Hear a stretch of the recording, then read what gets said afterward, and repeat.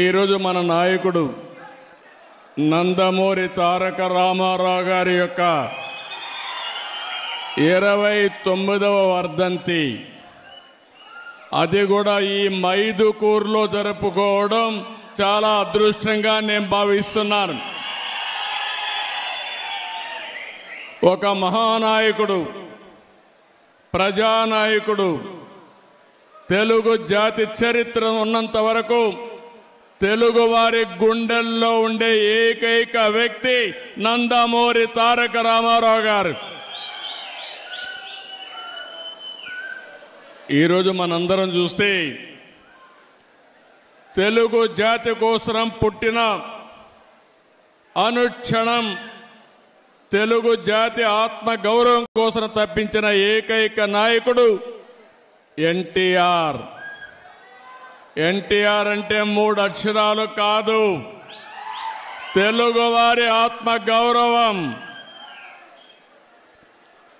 ఇంకొక పక్క మనం చూస్తే పేదవాడి గుండెల్లో తీపి జ్ఞాపకం, బడుగు బలహీన వర్గాల గుండెల్లో చెరగని ధైర్యం. 9 నెలలే ఎన్టీ రామారావు గారు పార్టీ పెట్టి ప్రపంచంలో కూడా ఎవ్వరు కూడా అధికారంలో రాలేదు. అది ఒక్క ఎన్టీఆర్కే సాధ్యమైంది. ఇంకో పక్కన మీరు చూస్తే అంతవరకు తెలుగు వారికి గౌరవం ఉండేది కాదు. మనలందరినీ మదరాసి అని పిలిచేవారు. అలాంటిది ఢిల్లీని గజ గజలాడించడమే కాకుండా తెలుగు వారి యొక్క గుర్తింపును తెచ్చిన ఏకైక నాయకుడు ఎన్టీఆర్. ఇంకో పక్క మీరు చూస్తే సంక్షేమానికి అర్థం తీసుకొచ్చాడు. అభివృద్ధి అంటే చేసి చూపించాడు. సంస్కరణలకు నాంది పలికారు. ప్రభుత్వం అంటే పాలకులు కాదు, సేవకులని చెప్పిన ఏకైక నాయకుడు నందమూరి తారక రామారావు గారు. దేశ చరిత్రలోనే రాజకీయాలకు కొత్త రూపం ఇచ్చిన వ్యక్తి ఎన్టీఆర్. ఆ రోజుల్లోనే 2 రూపాయల కేజీ బియ్యం. ఈరోజు దేశమంతా కూడా ఫుడ్ సెక్యూరిటీగా మారే పరిస్థితికి వచ్చింది. ఇంకొక పక్క మీరు చూస్తే ఆ రోజు ఆయన ఇచ్చిన పింఛను 35 రూపాయలు, ఈరోజు 4,000 రూపాయలు ఇస్తున్నామంటే అది తెలుగుదేశం పార్టీ చరిత్ర.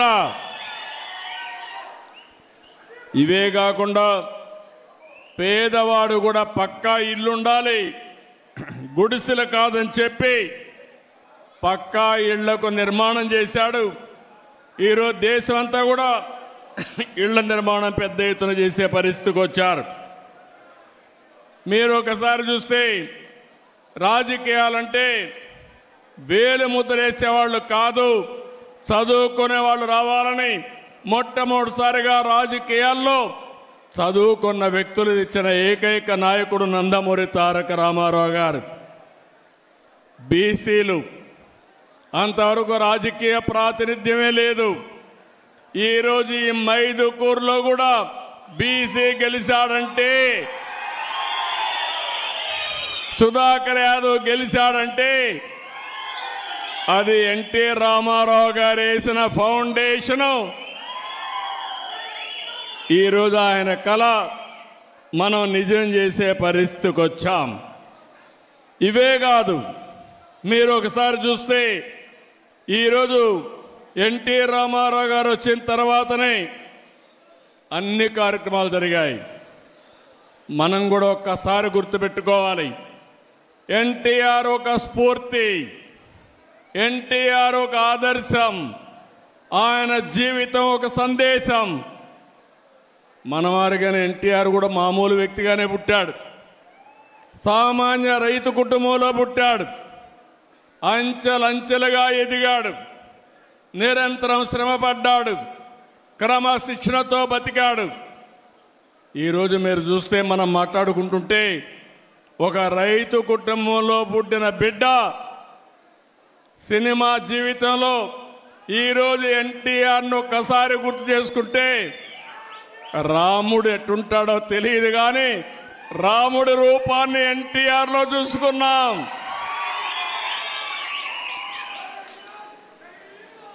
ఒక రాముడే కాదు, ఒక శ్రీకృష్ణుడు ఎట్టారు ఎవరికి తెలియదు. ఇప్పటికి కూడా శ్రీకృష్ణుడు అంటే ఎన్టీఆర్ రూపంలో చూస్తున్నాం. ఇది ఒకటే కాదు, ఆయన జీవితంలో మనం చూస్తే ఇప్పుడే కాదు ఇంకా మళ్ళా పుట్టరు. ఒకవేళ ఆయన చేసిన పాత్రలు చేయాలంటే మళ్ళీ ఎన్టీ రామారావు గారే పుట్టాలి తప్ప ఎవరికి సాధ్యం కాదు. ఇంకొక పక్కన రాజకీయాలు, కొత్త నిర్వచనం తీసుకొచ్చాడు. అంతవరకు చూస్తే రాజకీయాలంతా కూడా దోపిడీకి మారుపేరుగా ఉండే రాజకీయాల్ని ప్రజాహితం కోసం, ప్రజాసేవ కోసం రాజకీయాలను చేసిన నాయకుడు ఎన్టీ రామారావు గారు. మీరు ఒకసారి చూస్తే రాజకీయం అంటే పెత్తందారి విధానం కాదు, పేదల జీవితాలు మార్చేది రాజకీయం అని చెప్పి చేసి చూపించిన నాయకుడు ఎన్టీ రామారావు గారు. మీరు ఒకసారి చూసినప్పుడు బీసీలకు మొట్టమొదటిసారిగా స్థానిక సంస్థల్లో రిజర్వేషన్లు పెట్టిన వ్యక్తి ఎన్టీఆర్ అని చెప్పి నేను మీకు తెలియజేస్తున్నా.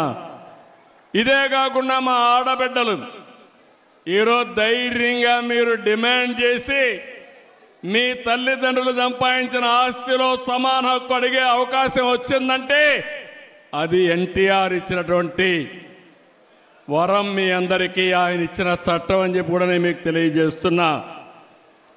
ఇంకో పక్క రాజకీయాల్లో మగవాళ్లే కాదు ఆడబిడ్డలు రాణిస్తారని స్థానిక సంస్థల్లో 9% రిజర్వేషన్లు పెడితే ఈరోజు దేశంలో 33% ఆడబిడ్డలకు చట్టసభల్లో రిజర్వేషన్లు వచ్చాయంటే దీనికి ఫౌండేషన్ వేసిన వ్యక్తి నందమూరి తారక రామారావు అని చెప్పి నేను మీకు తెలియజేస్తున్నా. అంటే ఆ రోజు ఆ మహనీయుడు ఆలోచించాడు, దానికి అనుగుణంగా పాలసీలు తీసుకొచ్చాడు, అమలు చేశాడు. అది దేశానికే ఆదర్శంగా తయారయ్యే పరిస్థితి వచ్చింది. ఆడబిడ్డలు చదువుకోవాలని మహిళా విశ్వవిద్యాలయం పెట్టాడు. ఇంకో పక్కన బడుగు బలహీన వర్గాలకే కాకుండా పేదలు కానీ కార్మిక కర్షక మైనారిటీ సోదరులకి సంక్షేమ కార్యక్రమాలు తీసుకొచ్చాడు. ఆయన ఒకటే ఆలోచించాడు, పేదరికం పూర్తిగా నిర్మూలించాలనేది ఎన్టీ రామారావు గారి కళ. నేను ఒకటే చెప్తున్నా, భవిష్యత్తులో జీరో పావర్టీ, పేదరికం లేని సమాజం ఒక్క తెలుగుదేశం పార్టీతోనే సాధ్యం.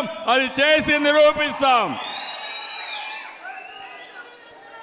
ఇంకో పక్కన కరువు సీమ, రాయలసీమ, ఒకప్పుడు రాయలేలిన సీమ, రతనాల సీమ, తర్వాత కరువు వచ్చి ఈ ప్రాంతంలో మనం చూస్తే నేను కూడా ముఖ్యమంత్రి అయినప్పుడు కరువు వస్తే నీళ్లు కూడా లేవు. అనంతపూర్ లాంటి జిల్లా ఎడారిగా మారిపోతుందని శాస్త్రజ్ఞులు చెప్పడమే కాకుండా రాయదుర్గ ప్రాంతం అయితే ఎడారిగా మారిపోయే సూచనలు వచ్చాయి. ఎడారిగా మారకుండా నేను కొన్ని వందల కోట్ల రూపాయలు ఖర్చు పెట్టి పనులు చేసే పరిస్థితికి వచ్చాం.